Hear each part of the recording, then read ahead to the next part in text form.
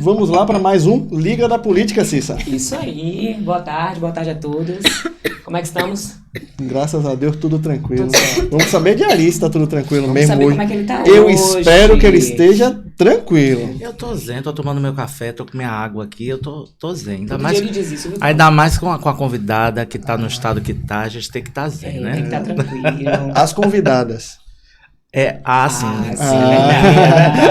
verdade. Vamos lá. Vamos entrevistar hoje Marcele Moraes, que é secretária de Sustentabilidade, Resiliência e Bem-Estar e Proteção Animal.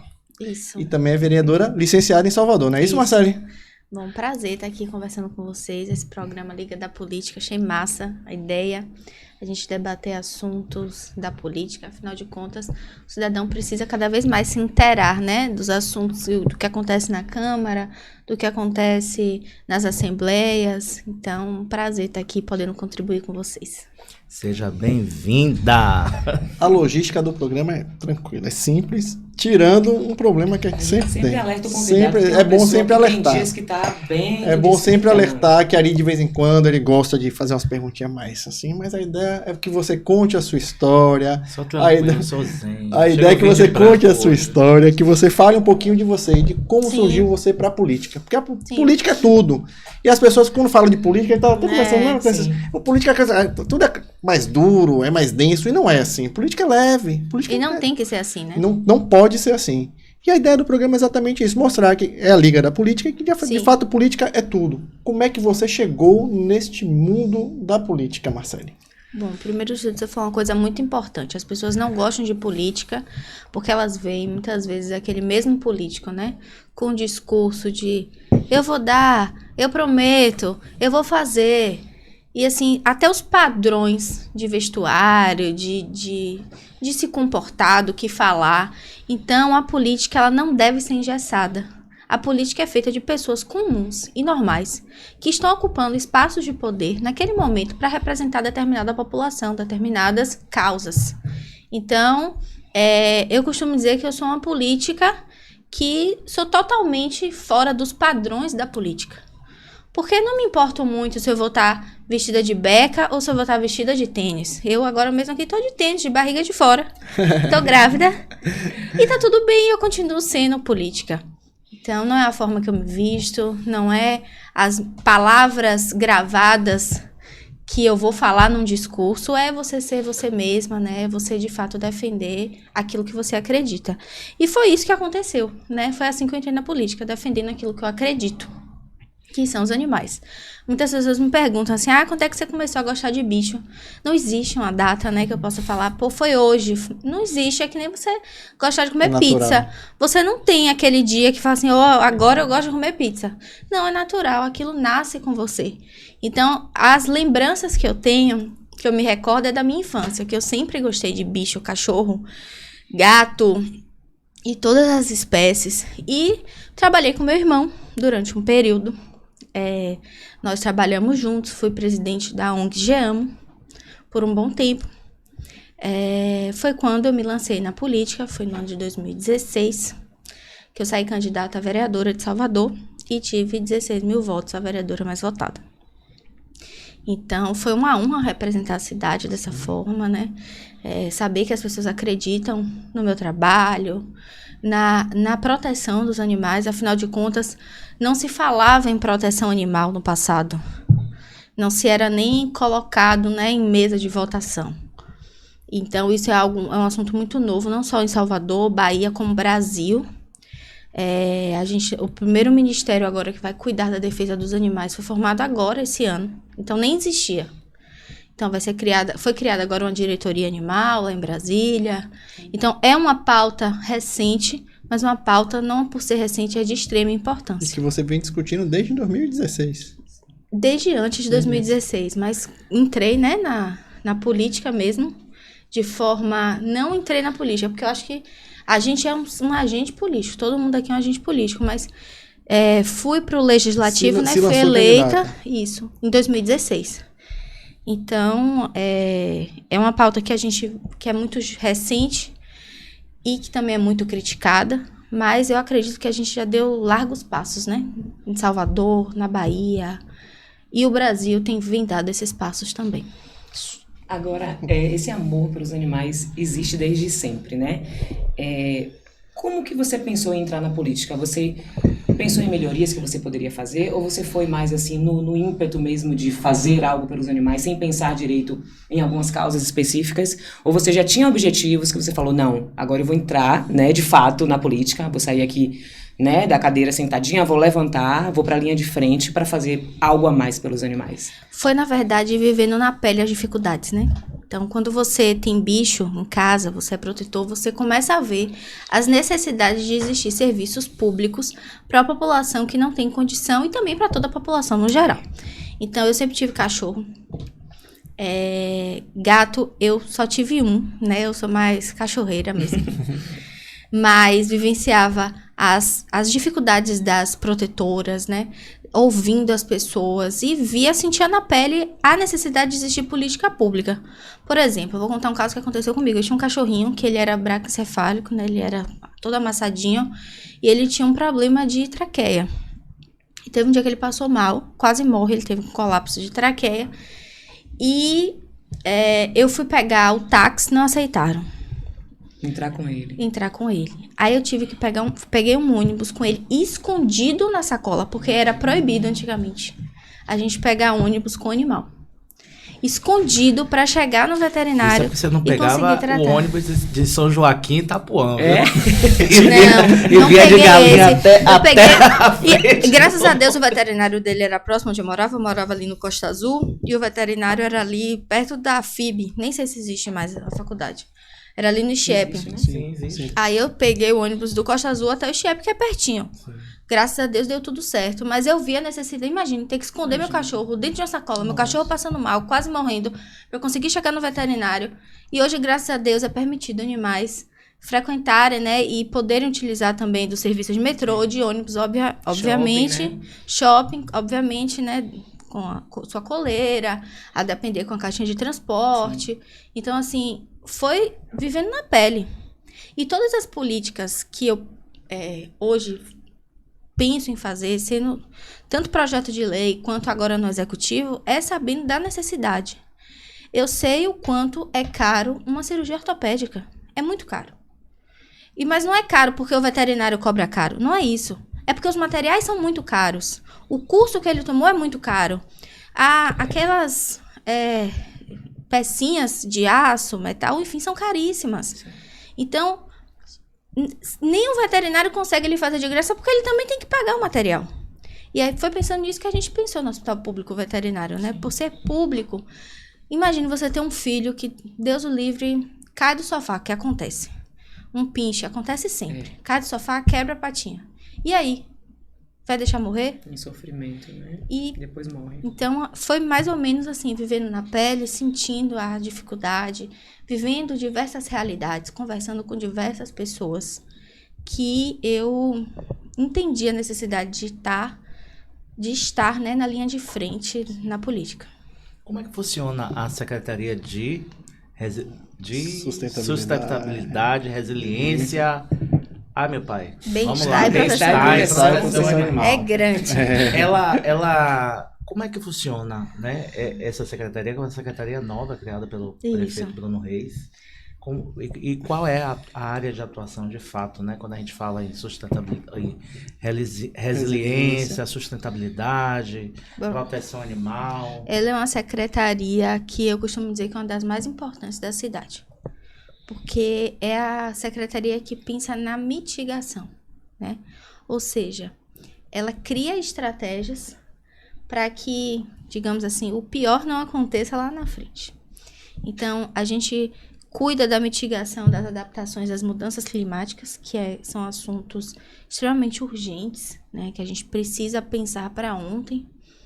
Se a gente não começar a se atentar daqui a 100 anos, não existirá mais ali a Praia do Porto da Barra, região do comércio. Então, a gente faz todo esse tipo de mitigação.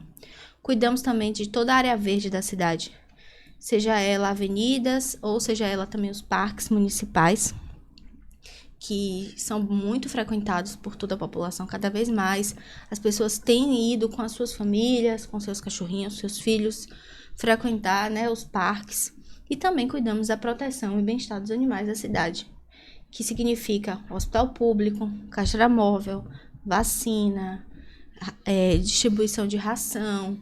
Então a gente cuida de toda essa... Zoonose está com vocês também? Não, zoonose não. Zoonose está no CCZ, que é na Secretaria de Saúde, porque é uma diretoria específica que recebe verba do governo federal e precisa estar ligado ao SUS. Sim. Em breve eu espero que o SUS também entenda, compreenda, né? Que saúde animal, já é entendido como saúde única, né? O animal também já está na saúde única, mas é preciso existir um fundo para esse cuidado, não só a zoonose. Porque a zoonose, a gente muitas vezes está pensando no que já está acontecendo, mas...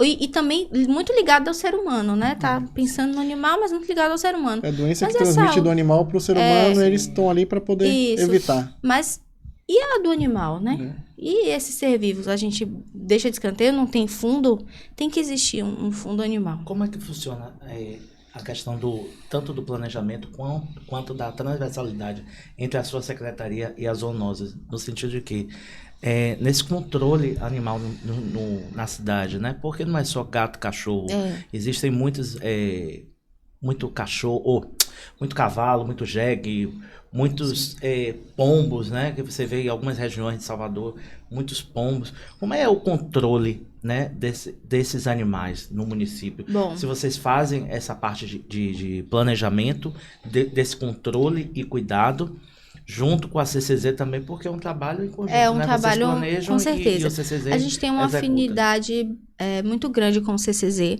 Hoje a gente tem um serviço em Salvador voltado para animais de grande porte, que funciona na minha secretaria, na diretoria animal, que é resgate e acolhimento de animais de grande porte, seja ele cavalo, boi, jegue, porco.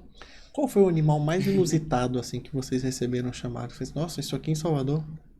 Hoje eu já não acho mais inusitado, mas na época, porco atravessando a rua, eu achava assim, loucura. Mas agora... Ou uma vaca no meio da paralela, que já teve. Mas assim, tá tendo com bastante frequência, então pra mim já tá normal. Apesar de não ser normal. E inclusive ser uma... Não deveria ser normal. É uma lei, né, de trânsito federal que é proibido a criação de animais de grande porte em perímetro urbano. Então, quem está criando animal de grande porte em perímetro urbano está infringindo a lei. A questão é que isso aumentou significativamente em Salvador. A gente tem um serviço, né, de resgate, acolhimento. Hoje a gente resgata diversos animais. Inclusive, a gente sofre bastante perseguição por isso. Os cavalos ali da Magalhães Neto... quem passou por ali, com certeza já viu. Sim. Estela Maris, que o pessoal coloca cavalo para pastar... E a gente sai, se vê, leva e é destinado a um hospital, onde ele é cuidado, vacinado direitinho e depois colocado para adoção. Até os animais de grande porte também colocados para adoção? Sim. Geralmente essa adoção, a gente não consegue muitos adotantes. Por quê? Porque muitas pessoas querem adotar simplesmente porque eu quero ter um cavalo. Mas assim, você quer ter um cavalo aonde? Tem que ter estrutura para poder receber. Então não é assim. Mas, então, geralmente ele é levado para uma instituição que a gente já conhece, que ele vive livre, né? Não é mais sucateado, porque a maioria desses animais, eles são para fins indevidos. Sim. São extremamente explorados. Então, a gente busca justamente a qualidade de vida. A gente não resgata o animal para dar para uma pessoa, para ela levar para vaquejada no interior. Isso não existe. Essa questão dos animais, né? Como você iniciou que você não sabe como surgiu o seu interesse, né? Isso. Mas em algum momento ele surgiu e o amor ele é verdadeiro. E você, para criar animal, você de fato tem que amar, você tem que respeitar, você tem que entender, você tem que ter paciência, porque é como se fosse uma criança mesmo. Com de você certeza. tá tendo cuidado. Cuidar e a das gente vacinas, né? cuidar de tudo. E a gente tem algumas áreas de Salvador, como o Piatã, como ali na Barroquinha, ali na Baixa do Fiscal, você tem algumas áreas que as pessoas fazem o descarte, literalmente, dos animais, né? Esse é um grande problema que a gente locais, tem. principalmente gatos, né? Existe algum planejamento da Secretaria referente a isso, ao cuidado disso? Eu sei que a questão do cuidado, do controle é CCZ, mas existe um planejamento para que se proteja esses animais, para que evitem também esse descarte ilegal em áreas da cidade? Bom, o que é que acontece? Esse é um dos nossos maiores problemas, e eu não digo só em Salvador, não, eu digo no Brasil. Abandono de animais. 100% de todos os animais que existem na rua, eu posso lhe garantir que é fruto direto ou indireto do abandono. Direto é quando você pega seu cachorro que você adota, diz que vai cuidar a vida toda, ele destrói sua casa e aí você coloca na rua. Indireto é esse animal já ir prenhe, né, pra rua e o bebezinho nasce lá. Os filhotinhos. Então, infelizmente, de forma cultural, grotesca, o brasileiro, ele tem um costume de, não dá mais pra mim, eu vou abandonar. Por quê? Porque adota no impulso, não entende a responsabilidade daquela adoção. Sim. E depois acha que é dever do município, por exemplo, que arque com a responsabilidade que ele adquiriu. Porque não foi ninguém que bateu na porta dele e falou assim, toma aqui esse cachorro, toma aqui esse gato.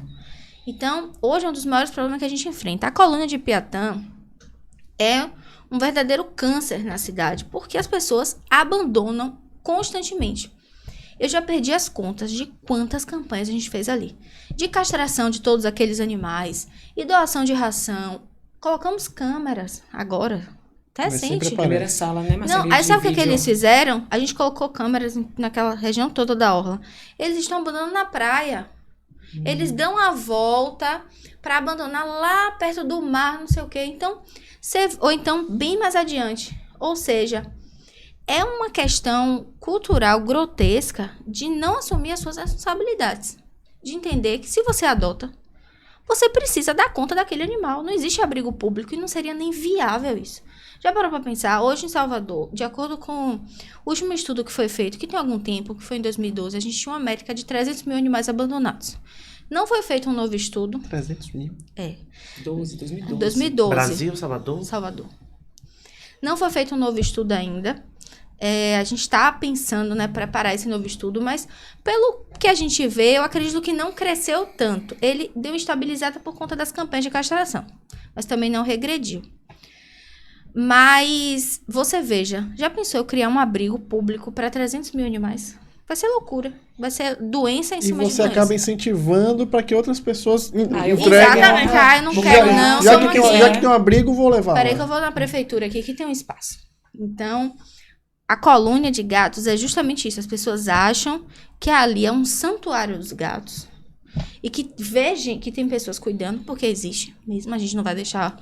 Os protetores se solidarizam, a população de forma altruísta ajuda aqueles animais, né? Mas ali não é santuário de gato. Os animais ali, boa parte estão doentes, porque acaba um passando doença para o outro, um passando doença para o outro.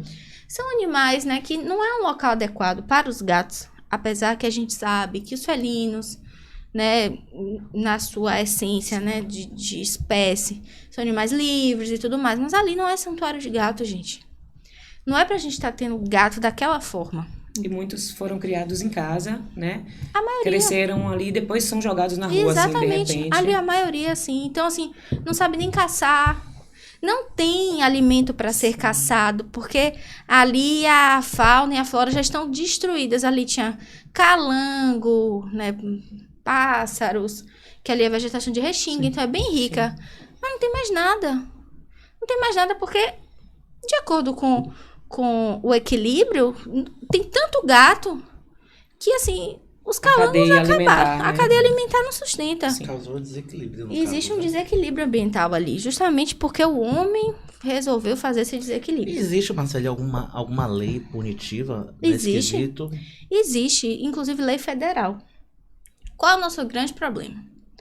De verdade, é os órgãos responsáveis por punir, né, em relação à lei, atuarem de fato. Porque lei no nosso país a gente tem um bocado. Mas a execução daquilo é que precisa melhorar. Então, assim, sem citar nomes, mas existem órgãos que já viram o abandono de animais na hora do abandono ali e não prenderam o cidadão, cometendo um ato, uma infração. Em flagrante, né? Em flagrante.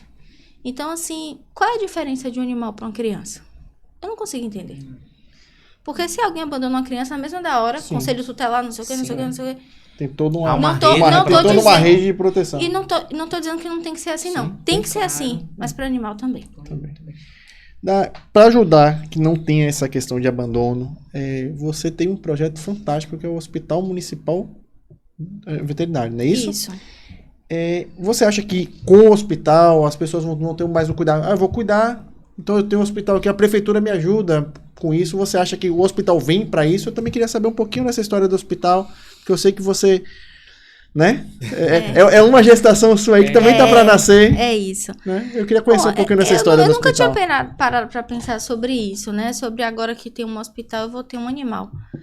Eu só vou conseguir saber isso na prática. Não sei te dizer. Eu acho que é muito complexo, né? A cabeça do ser humano é complexa. Eu não sei se eles vão pensar que dessa acaba incentivando, forma. já que a prefeitura tem ali, já me ajuda. Eu vou ter um Eu animal, vou né? ter Se um precisar. se precisar, ter eu suporte. tenho o suporte da Pode ser prefeitura. que sim, espero que sim.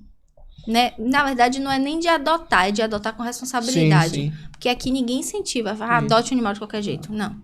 Mas, assim, com certeza vai melhorar a qualidade de vida dos animais, né? Sobretudo dos protetores, né? Que fazem um trabalho, assim, belíssimo, que dedicam suas vidas para salvar vidas. Sobretudo das pessoas de baixa renda que amam seus bichos e não têm condição de arcar. Então, eu acho que o hospital ele veio para trazer dignidade à saúde do animal, né? Então, a gente precisa... É questão de dignidade mesmo, de ter uma atenção básica, qualquer uma que seja. E o hospital, eu digo que é meu filho, né? Porque, rapaz, eu gestei alguns anos, eu nunca vi uma gestação Tá tão 80%? longa. 80%? É 80%. Eu acho que é a gestação mais longa do que até do elefante. Sim. O elefante gesta em O elefante é mais Um ano, rápido, né? geralmente, né? 2 anos. 2 anos, né? 2 anos o elefante. Então já vai fazer aí um tempinho eu gestando nesse hospital, mas tô muito Expectativa, feliz, como é que tá? realizada. Essa entrega para a cidade, assim, é uma mudança, né? Uma virada de chave. É quando a gente vai começar, de fato, até fisicamente, né? Porque isso traz um emblema. Poxa, eu tenho um hospital que cuida dos bichos. Acaba mudando os hábitos, né? Exatamente, acaba mudando algumas coisas, né? Então, entendendo que a gestão tem pensado também na saúde única e pensado nos animais. Então, eu acho que o hospital ele veio muito para isso. Agora, Marcele, voltando a falar um pouco dessa colônia dos gatos, né, em Piatã. Fala um pouco pra gente como é que funciona essa sala de monitoramento. A gente sabe que tem câmeras, né, de alta Isso. definição. As pessoas, elas são flagradas fazendo. O que Isso. acontece depois disso? Que Você que conseguiu acontece? sentir também? Existem as pessoas que vão descartar os animais em outro local, né? Mas você conseguiu perceber também que as pessoas se inibiram mais? O que é que vocês conseguiram sentir? Vamos lá, a gente tem uma sala que a gente criou lá na secretaria só de videomonitoramento. Para que a gente possa monitorar os gatinhos de Piatã, também os parques. Mas é uma novidade que a gente criou, né? Essa sala de videomonitoramento, onde ela é monitorada 24 horas por técnicos. É imagem de alta resolução, infravermelho, pega à noite, consegue captar bem a imagem, a facial, né? Sim, que sim. fala. Identidade. Só que a gente encaminha, né? A gente não é um órgão que tem o poder de execução. Sim. A gente faz a fiscalização, né, desse abandono e a gente encaminha tanto para o Ministério Público quanto para a Polícia Civil. Sim. Imagens, dados, e aí a gente cobra que eles executem, né? Que eles façam a apreensão. Porque dá para ver placa de carro, dá para ver tudo. Então, de fato, a gente gostaria muito de ter esse poder de polícia. Mas, Verdade. infelizmente, não temos. E precisamos seguir, né, as leis do nosso país e aguardar que a justiça seja feita pelos órgãos responsáveis. Em relação à diminuição, no início, sim, houve diminuição, bastante. Só que agora, né, o jeitinho brasileiro, infelizmente, então o pessoal tá dando a volta, tá abandonando na praia, ou abandona um pouco mais à frente. Na região das câmeras, diminuiu significativamente. Mas Eles dão um jeito, infelizmente, né? infelizmente, é uma questão de educação mesmo que a gente precisa trabalhar. É educação de base. Você falou aí um pouco da sua secretaria, que sua secretaria é uma secretaria meio, ela não é uma secretaria fim de execução, né? De execução. Então, assim, é uma secretaria que ela ela dialoga com outras secretarias, Sim. né? Você dialoga com o meio ambiente, dialoga com o SEDU, dialoga com a Secretaria de Saúde, dialoga com Guarda Municipal, com Secretaria da Segurança Pública, outras secretarias. Como é que funciona esse planejamento? Agora a de meio ambiente é lá mesmo. É de vocês também? Incorporou? Foi Já isso? era. Já era. Incorporou animal. Incorporou animal, Isso. certo. Como é que vocês fazem um planejamento pensando nessa transversalidade da secretaria, sobretudo agora, né, que o aspecto climático, né, veio com tudo, né, o CERN, a gente está tendo o mês de agosto como o mais quente do nosso país. Como é que tá esse planejamento frente às outras secretarias? Existe algo chamado planejamento estratégico, que foi algo criado pela Casa Civil e pelo prefeito, onde nós, todos os secretários, dialogamos, temos reuniões referente a temas transversais de secretaria. Então, quem toca essa transversalidade é a Casa Civil e o prefeito, de acordo com a demanda. Essa questão climática é um tema, obviamente, transversal, mas quem encabeça ela é a nossa secretaria, através da diretoria de resiliência que a gente tem lá. E, de fato, é algo muito preocupante. Dias cada vez mais quentes, ou dias com chuvas torrentas, né? E, assim, a mudança climática, ela nos atinge em todos os aspectos. Hoje a gente tem a Defesa Civil também, que é incorporada lá na secretaria, uma diretoria que está na CECIS, que meu amigo Sóstenes toca muito bem, que cria também essas estratégias junto com a gente de mitigação. Mas é claro que é algo muito maior e muito mais transcendente, né? É algo que ultrapassa fronteiras, não só municipais, como globais. E a gente vem buscando estrategicamente ter algumas ações, né? Mudar alguns hábitos. A começar pela própria prefeitura, como a gente está instalando placas solares nas escolas municipais. A gente tem projeto de hortas escolares, hortas nas casas das pessoas. A gente tem o projeto do IPTU verde, IPTU amarelo, onde a gente consegue dar até 10% de desconto ao cidadão se ele adotar práticas sustentáveis, tanto nas suas casas quanto nos seus prédios e condomínios, para que a gente consiga, assim, né, diminuir um pouco desse impacto das mudanças climáticas.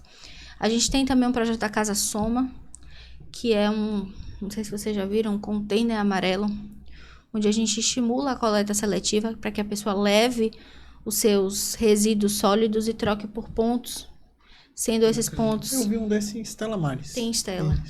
Pode ser itens de mercado, farinha, feijão, arroz, desconto em Uber, até Heineken. Então, a gente tem esses programas, a gente tem 10 hoje containers, a gente está ampliando para 20 ainda esse ano. E a Prefeitura de Salvador, ela sempre tem buscado isso, né? Trazer esses novos programas para que as pessoas, sobretudo, não adianta a gente, muitas vezes, fazer a coleta seletiva e a pessoa não entender a importância daquilo. Por isso que a Casa Soma veio, né? Porque ela não é só uma coleta seletiva, ela é uma mudança de hábitos e pensamentos. Foi nesse intuito que a gente trouxe esse projeto. E vem dado muito certo. E esses são alguns dos projetos que a gente tem buscado aí realizar para mudar um pouco essa realidade. Interessante é que a sua secretaria, ela é muito isso, né? Mudança de hábito. A gente falou de algumas vezes sobre questão de mudança de hábitos aqui. E tem um hábito que o baiano, soteropolitano principalmente, porque o baiano não, porque os parques no estado estão abandonados. Mas os parques em Salvador virou um hábito agora. As pessoas voltaram a frequentar parques, as pessoas voltaram a viver isso. Né? Praças, né? As praças. Verdade. E isso também é uma coisa que está lá com vocês, né? Na secretaria também. de vocês. Quais são os parques que vocês hoje tomam conta? E tem ideia de transformar algum outro espaço em parque também? Temos. Hoje a gente toma conta do Parque da Cidade, o Parque dos Ventos, que fica ali na Orla, Pedra de Xangô, que fica lá em Cajazeiras, Parque dos Dinossauros, que fica ali no Chiep, Lagoa dos Pássaros, que também fica no Chiep, Jardim Botânico, que fica ali em Canabrava, São Marcos, Canabrava Hospital. E a gente tem a perspectiva de abertura de alguns parques, que é o Ipitanga 1, que está no nosso planejamento estratégico, Mata Escura e Canabrava, que a gente vai ter um parque solar, para que a gente consiga distribuir energia para a população adjacente. Então, a gente, além do parque também, lembrando, tem o Parque Marinho da Barra, Sim. e em breve a gente vai estar inaugurando aí o parque da Cidade Baixa, que é um parque marinho também. Então, a gente toma conta de todos esses parques, a perspectiva é ampliar, né, as áreas verdes da cidade, esses espaços de preservação, sobretudo espaços que as pessoas possam também ter o seu lazer, levar as suas famílias. Isso, graças a Deus, cresceu bastante. Hoje, muitas e muitas famílias, o programa do domingo é o parque.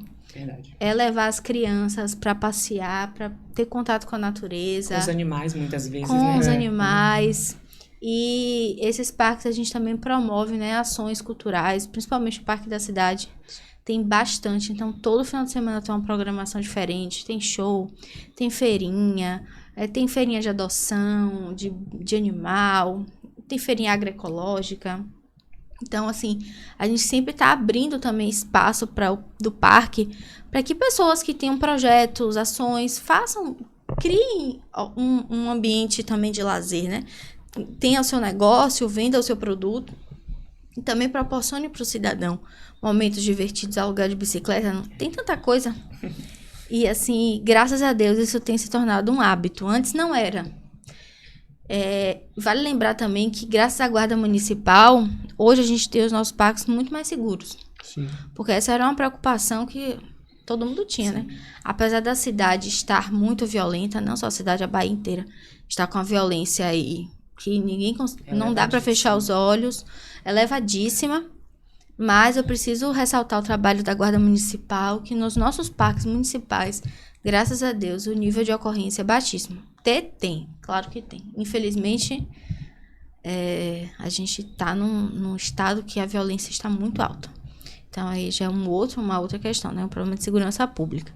Mas, em relação aos nossos parques, graças a Deus, a gente tem um controle sobre isso bem legal, o que consegue proporcionar para o cidadão, né, mais tranquilidade para estar frequentando os parques.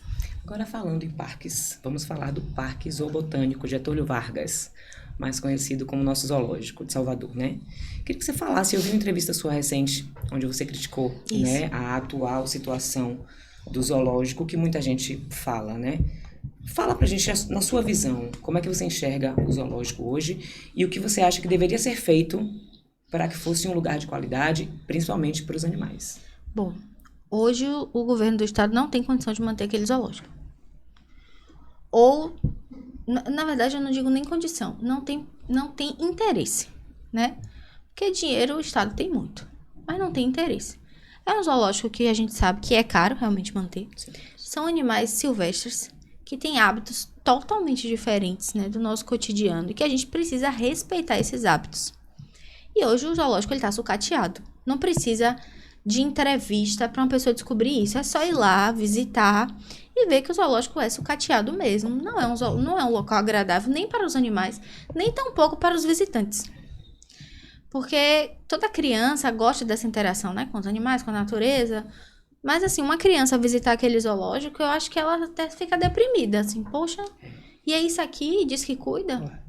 E aí não é culpa de quem trabalha lá, porque quem trabalha lá dá seu sangue. Os biólogos, os veterinários fazem de tudo, mas para isso precisa-se de verba. E não existe uma verba significativa, necessária, suficiente para aqueles animais. O ideal, de duas uma, ou fecha com dignidade. Entende-se que aquele não é um local para cuidar de animais. Doe esses animais para um santuário. Sim. Que vai fazer, de fato, um trabalho bacana, vai cuidar desses animais. Ou investe no zoológico, de forma que aqueles animais eles tenham uma saúde, uma atenção básica melhor. E não vivam naquela situação precária que a gente está vendo. Até porque, assim, eu não sou muito a favor daquele negócio de deixar o animal dentro da jaula. Eu acho aquilo ali horrível. Angustiante. Horrível. Né? Poxa, já pensou você viver dentro de uma salinha, um cercadinho? É horrível. Ah, beleza, ele tem comida, ele tem água. Tá, mas e aí? Um animal que ele foi criado, sei lá, os guepardos foi criado para correr não sei quantos quilômetros na savana. Aí fica dentro de um lugar. Então, assim, tem que se repensar esse modelo de zoológico, né? Somos nós que somos os intrusos e visitantes.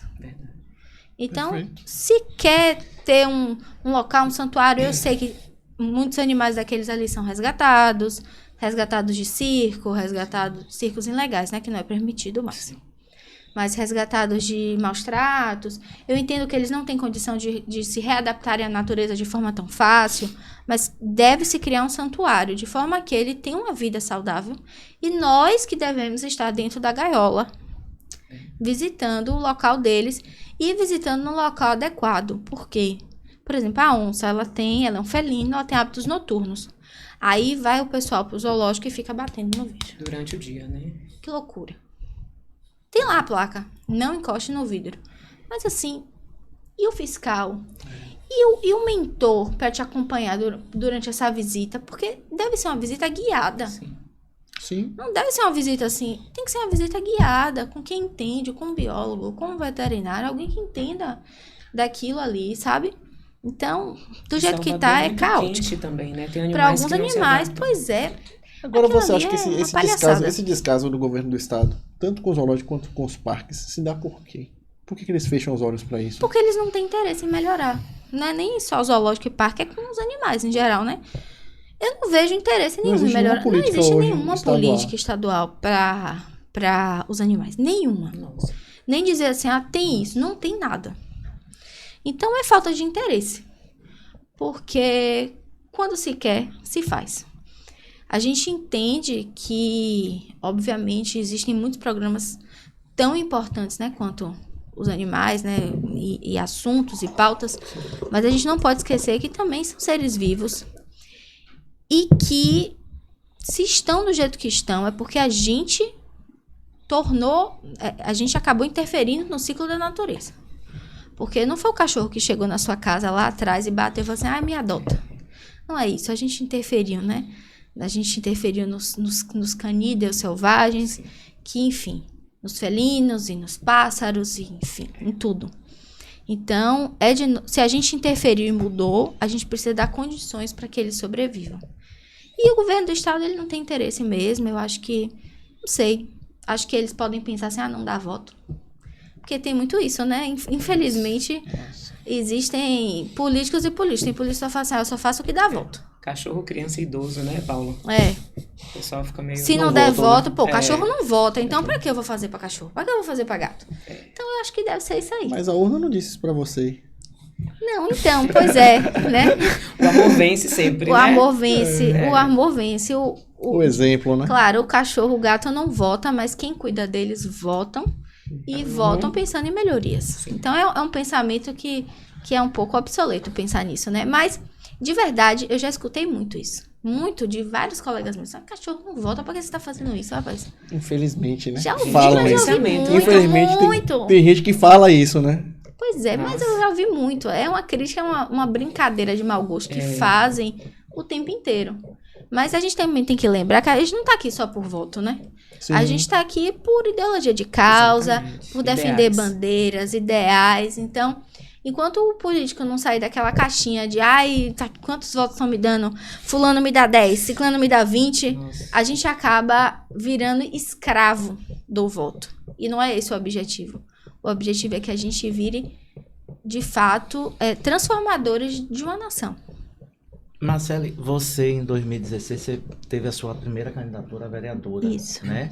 Como foi esse processo de entrada na política? Você, de fato, não sei hoje em dia como é que está a situação, a herdeira política do seu irmão, naquela época, você já trabalhava com política? Como foi esse momento de 2016 da sua entrada na política? Bom, não trabalhava com política. Na verdade, assim, trabalhava, porque todo mundo é um agente político, né? Sim. Mas não efetivamente com cargo, nada do tipo. Eu não falo herdeira, porque, na verdade, a gente constrói, né? Então, durante um período eu trabalhei junto com o Marcel, mas de um tempo para cá, cada um tem o seu trabalho de forma independente e com respeito é uma coisa que eu sempre prezei muito. Eu acho que na política faz parte do jogo debates, divergências, mas a gente sempre precisa manter o respeito ao outro, né? Sobretudo em pautas pessoais. Então, é o que eu sempre busquei fazer e trazer. Em 2016, óbvio, existiu a ajuda de Marcel, até porque ele já tinha um tempo a mais na política. Nós temos, salvo me engano, 15 anos de diferença de idade. Então, ele já tinha uma estrada, uma expertise maior dentro do cenário político, mas acho que foi 2019. Desde 2019, que já são quantos anos? Nem sei quantos mais. 2019 a 2023, 4 anos. 4 anos que a gente já trabalha de forma independente. Vocês romperam em 2019, pré-campanha, vocês romperam? Como foi esse processo? Eu não falo em rompimento, eu falo de caminhos diferentes, ideologias diferentes. Quando um pensa uma coisa e o outro pensa outra, e não existe uma convergência de pensamentos e ideais, a gente acaba optando por caminhos distintos. Então, isso é natural de todo o processo, né? E até da política em si, né? A exemplo que a gente pode fazer uma correlação são os partidos. Tem ano que a gente está em um partido, porque a gente acredita naquela ideologia e naquele momento, mas aí daqui a pouco a gente não está mais alinhado, então a gente muda de partido. Então, foi basicamente o que aconteceu. Iniciei politicamente minha carreira política com Marcel, mas em determinado momento, cada um começou a pensar de uma forma diferente, divergente, e a gente resolveu seguir caminhos diferentes. Política, às vezes, é razão e, em determinados momentos, é emoção. Sim, né? Verdade. E esse momento de não sei, você fala, não é de ruptura, mas sim de afastamento ideológico, né? Tem um quê maior por se tratar de um familiar, né? Sim. Uma pessoa que você, teoricamente, não sei, teria como referência por ser mais velho, por já estar na política, por a época estava deputado e assim, o legado político todo que tinha foi naturalmente para você, sim, até por conta do apoio, né? Como é que anda hoje em dia esse relacionamento de vocês? Ele não lhe apoia realmente? Vocês realmente estão afastados? Não houve nenhuma conversa posterior para uma retomada de uma possível aliança, né? Já que ele agora está inelegível por 8 anos, né? Acho que já se passaram 2 anos. Sim. Eu acho que ele tem mais 6 anos aí. Como é que anda esse relacionamento de vocês? Bom. E assim, e é uma forma mais emocional lidar com isso, né? Inclusive, a época, se eu lembro bem, foi um afastamento bem complicadinho, porque houveram alguns debates públicos, né?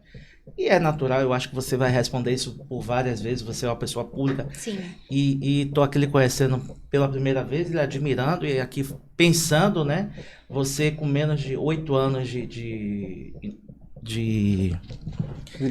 vida pública, vereadora por 2 mandatos, secretária de uma secretaria imensa que você está falando. Sim. Aí. Então, assim, um capital político que você deve ter ganho muito grande. Então, como é que está esse processo de conversa? Porque você não é mais a Marcele de 2016, hoje em dia seu tamanho é muito maior. Bom, o jogo, talvez... é isso, assim, eu acho que a gente vive em constante mudança, né? A gente, que eu falo, é o ser humano em geral. Bom, a minha admiração por Marcel nunca deixou de existir como político. Por quê? Porque ele foi pioneiro na causa animal da Bahia, isso é indiscutível.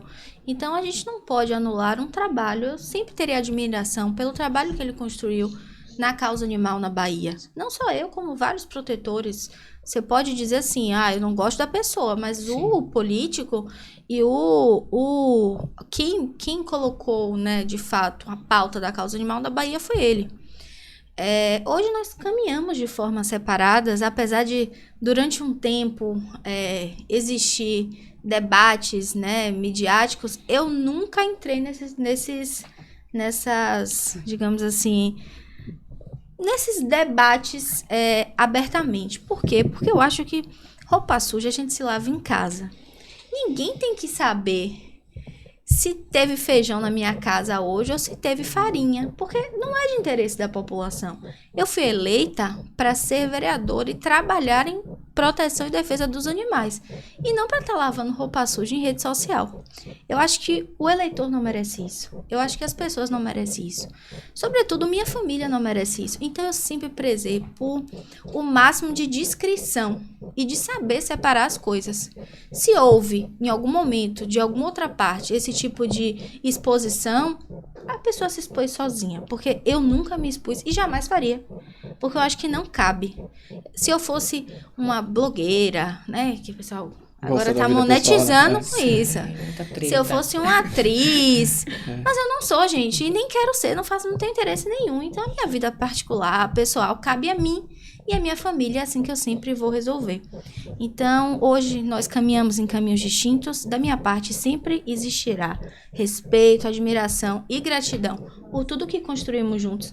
Mas é preciso dizer que, em algum momento, existiu uma divergência de pensamentos e que a gente não é obrigado a caminhar junto para a vida toda. Então, assim, não tenho como dizer para você que eu vou caminhar hoje eu tô na União Brasil. Na União Brasil a vida toda. Gosto do partido, não tenho pretensão de sair. Gosto, mas eu não sei do futuro. Não sabe do amanhã. Eu já fui do Partido Verde, por exemplo. Adorava o partido. Me encontrava com a ideologia do partido, mas não concordava com a direção do partido. E aí eu optei sair. Então, a vida é assim, a vida é um ciclo e a gente não pode responder sobre o dia de amanhã. A gente pode responder sobre o dia de hoje. Hoje, sigo com o meu trabalho de forma independente. Tenho muitas pessoas que me ajudam politicamente, mas eu digo que quem mais me ajuda politicamente são os animais, as pessoas que trabalham comigo. Então, graças a Deus, assim, hoje eu não tenho aquele negócio chamado de padrinho, né? Sim. Que muitos políticos acabam tendo por necessidade, mas os meus padrinhos, né, são as pessoas que acreditam no meu trabalho. É Dona Maria, é seu João, é Francisco, que estão ali, me encontram na rua e falam: poxa, Marcele, que massa, eu te encontrei. Deixa eu tirar uma foto com você. Fico até com vergonha, porque eu sou um pouco tímida. Mas, assim, eu não posso ir no shopping, que eu acho que eu encontro umas 5 pessoas. Voltei em você, deixa eu tirar uma foto, não sei o que, não. Isso é muito legal, esse carinho, esse calor, mano. Então, esses são os meus padrinhos e eu quero permanecer com esses aí. Agora, você fala junto. Quando há embates políticos, né, muitas vezes depois se resolve, ou depois das eleições, ou então não, mas você não tem mais contato com aquela pessoa, a não ser que você queira. E no seu caso, eu acredito que seja um pouco mais complicado por se tratar de um membro da sua família, né, o seu irmão. Você sempre se manteve realmente, nós que somos comunicólogos, estamos sempre dentro da notícia, a gente sabe que você nunca respondeu, nunca ofendeu. Queria saber de você como é se manter sempre resiliente, porque esse assunto sempre vem à tona, eu imagino que em várias entrevistas você tem que falar sobre isso. Como é se manter resiliente e também se ficou alguma mágoa, se você tem algum sentimento, não de chateação com ele, mas poxa, é meu irmão, em determinado momento ele me expôs, ele chegou a te chamar de ingrata, de invejosa. Como é que é isso pra você? Não, zero mágoa. Porque eu acho que quando a pessoa fala de você, ela fala mais dela do que de você. Então, é aquele ditado que o pessoal fala, né? Então, não tenho mágoa nenhuma. Até porque eu não preciso da aprovação de absolutamente ninguém pra saber quem eu sou. E eu sei quem eu sou, eu sei dos meus princípios, então eu não preciso que fulano fale pra mim: ah, como você é boazinha, ou como você é mazinha. Eu não preciso disso. Então, acho que isso é um assunto resolvido. E qual foi a outra pergunta? Eu esqueci. Como é se manter sempre resiliente, não falar sobre, sendo uma pessoa pública, né? Pois é, eu faço jiu-jitsu, eu faço muay thai. Não me ameaça, Aí, não. tá vendo? Aí, ó. Eu tô até que eu vou até chegar Quem quiser que brinque. Você apega os bichinhos, né, os animais. Eu vou pro meu quarto, eu dou 3 gritos, digo 3 porras assim. Aí depois eu volto serena, né? Eu tava falando isso hoje, inclusive, né? Eu tenho umas amigas e elas falaram pra mim: rapaz, pare de surtar, porque eu dou uma loucura. Eu faço, gente, mas eu tô surtando com vocês. O importante é isso. Aqui, Aqui, entre nós. dentro de casa. Agora, assim, quando eu saio, aí é outra pessoa, outra história, plena, calma, tranquila. Tanto é que as pessoas que me conhecem, assim, primeira vista, falam assim: nossa, Marcele, como você é calma. Você é tranquila. Parece Como você é mesmo. tranquila. Eu falo: que bom, continue pensando assim. Eu acho que Társila não acha que é isso, Ela tá não. dando risada ali. Ela tá ali, será? Ela tá Ela tá ali. querendo falar. Ela tá ali, é. Ela É é um... paz e amor, é Társila. Ela é. Você precisa ser. Verdade, Társila é uma pessoa paz e amor. Porque eu, quando despiroco... Mas é isso, né? Eu não preciso pegar o Instagram e ficar... Ó, Sim. gente, aqui eu estou chateada com legal. não sei o que, não sei o que. Só inflama Pô, aqui. pelo amor de né? Deus, vai pro psicólogo. O Instagram não é psicólogo. Mas assim, assim, É isso, né? foi uma fórmula que deu certo, né? Você caminhou sozinha, a partir de 2019 você fez cuidou de sua vida. Eu lembro que eu vivi, eu participei disso, logo naquele começo a gente bateu um papo sobre isso. E você pegou uma campanha extremamente difícil. Foi porque a gente mesmo. falou de pandemia. E eu não imagino, eu posso sonhar, mas eu não imagino o quanto de animal que deve ter sido abandonado naquele Foi. período pandêmico. Foi mesmo. Então, assim, muito mais duro o trabalho para você. Então, assim, eu queria entender como é que foi a campanha de 2020. Poxa, puxadíssima. Muito difícil. Uma campanha, assim, que a gente não sabia nem como conduzir, assim, sabe? Porque campanha política, quem viveu algumas campanhas políticas sabe, que é mão na mão, abraço, corpo, Rua, todo né? mundo junto, rua, é um movimento, é um carnaval. Então, tem pessoas, inclusive, que gostam de brincar, assim, né? Viver a campanha, porque é como se fosse um carnaval, uma gincana, um momento. E na pandemia virou uma interrogação. E aí, agora? Como é que vai fazer? Como é que vai ser? E não só eu, como vários candidatos descobriram o futuro, que é a rede social. Eu já trabalhava muito na rede social, mas o trabalho se intensificou cada vez mais. E eu acho que hoje, cada vez mais, a rede social, ela define alguns candidatos, né? Não todos, mas define alguns. Só que no futuro, eu acho que é só isso. Porque ninguém vai querer mais ficar pegando papel na rua. Não, gente, isso vai acabar. A era digital vai tomar conta. E a gente não vai ver mais aquele carro de som com o pessoal cantando e dançando. Não vai mais existir isso. As pessoas vão começar a ler sobre projetos, a pesquisar páginas, LinkedIn, Instagram, Facebook, Twitter e o que mais inventarem, né? O que a gente vão inventar muita coisa. Sim. Então, eu acho que esse foi o segredo da campanha de 2020. Rede social. Porque as pessoas estavam em casa, todo mundo de máscara, não podia mesmo. Eu ainda cheguei a me perguntar, meu Deus, será que eu vou panfletar? E aí eu vou botar a luva pra pessoa? Eu falei, não tem como. Tinha um medo também. Você Botar chegou a Tem pegar a como. Covid, Marcelo? Peguei Covid 2 vezes. Mas bem leve, bem brando. Sim. Não foi nada significativo, não. Durante a campanha? Não, durante a campanha, não. Mas a campanha de 2020, 2 vezes pós-campanha. o resultado da campanha é um resultado de que quem tinha trabalho realmente conseguiu Sim. se eleger. Quem não tinha Ficou um pouco à ficou deriva, com porque dificuldade, né? Porque as pessoas não Porque conseguiam. não tinha como mensurar o trabalho, Sim. né? Isso, Porque o dia a dia, quem tem o trabalho nas ruas sim. e que está atendendo conforme as suas pautas, está realizando. E Sim. tem como mensurar o trabalho. Sim, E aqueles que não trabalham, aqueles que né? chega na hora só chega na hora, ajuda. né? Bom, foi uma campanha desafiadora, assim. Eu acho que quem teve trabalho realmente se destacou. Eu vi outros segmentos também com muito destaque, segmentos, né, ligados ao ex-presidente Bolsonaro, que estava no auge na época, então acabou também se destacando quem entrou por essa linha. De fato, quem trabalha em comunidades acabou perdendo o voto, então votos ideológicos começaram a surgir. Você vê que a Câmara deu uma certa mexida, uma certa mudada, mas eu acho que a tendência é essa. Eu acredito muito nessa tendência, que é a tendência certa. Porque eu acho, assim, bizarro. Aí eu vou votar em fulano porque ele me deu uma cesta básica. Pô, pelo amor de Deus. Eu acho que Então, não cabe mais isso, não. Não cabe mais, mas ainda tem. Mas acontece muito. Então, assim, porque ele asfaltou minha rua. Gente, não. Quem asfaltou sua rua foi a prefeitura. É obrigação. Obrigação. Você paga IPTU para isso. Então, assim, vamos sair dessa ideia do assistencialismo, porque se colocar sempre para baixo e entender que o político que tá ali é quem vai decidir sua vida. São os projetos que vão passar, é o que vai impactar no seu bolso no final do ano. É acompanhar a trajetória do político. Porque muita gente ainda se pergunta, você votou em quem para vereador? Eu não lembro, não. Ou então fala assim, o candidato que minha tia me pediu. Adorei. E é Depois isso que não lembra, né? E depois não Quem votou. lembra. Hoje em dia, com as redes sociais, as pessoas têm acompanhado mais o dia a dia, principalmente Sim. na Câmara de Vereadores. Tem mesmo. Né? E os atos dos vereadores, cada dia mais, têm replicado, né, Verdade. nos meios de comunicação. Sim. Como semana passada houve a briga pública, né, do vereador Theo Sena com o vereador, como é o nome dele? Do Uber? Átila do Congo. Né? E isso é uma coisa que fica feio para a casa legislativa, né? Como é que você avalia esses rompantes que está havendo na Câmara Legislativa, principalmente na de Salvador? Bom, eu não tenho direito de julgar a atitude do outro, né? Quem sou eu? Eu já vivi... São as atitudes em geral que eu estou perguntando. Eu já vivi rompantes na Câmara. Já aconteceu comigo situações Sim. Como essas. É a mais certa? Não.